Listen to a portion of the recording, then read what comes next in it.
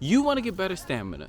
In today's video, I'm going to give you the only 5 things you need to do to get your stamina right today. Doing HIIT workouts are essential to getting your stamina right. High intensity interval training, or HIIT training, is a key training method for endurance athletes. Put simply, if you wish to achieve your maximum potential, then high intensity interval training should feature in your training schedule. In fact, research indicates that among well-trained endurance athletes, it may be the best approach to bring about further improvements in aerobic fitness. Do make sure to hit that subscribe button because next week I'm gonna bring you the perfect HIIT workout to get your stamina right. Always make sure to stay hydrated when working out. If you're trying to build stamina, you don't want to stop because you're dehydrated. You want to be able to keep going. So make sure to drink water while you're working out. That way you have time to build stamina.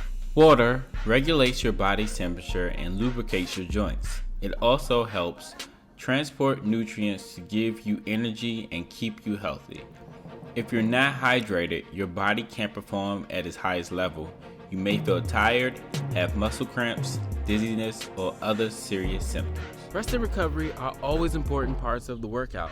You want to make sure you have time to let your muscles build back so that you can go even harder and build that stamina even more. Strength training is essential to getting better stamina. Even though you want to get better cardio, you got to make sure you include things like heavy jump rope. You see me here with my 6-pound rope and dumbbells. Always make sure to set realistic goals for yourself. You're not going to run a mile in a day if you've never ran a mile before. So make sure that you want to jump for 30 seconds, just in case you've never jumped rope for a minute before. This is essential to get in better shape so that you can see your progress and see how much you're getting better. And make sure that you do progress in this. And if you do want a good drill that helps you jump rope for 1 minute straight, check the link that I have below. It'll help you get there gradually with a special drill that I made up myself. Next week's video is going to include a heavy rope and a lighter rope.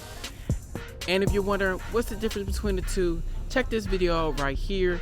I'm sure it's going to help you. And as always, just start. Worry about being perfect later. Peace.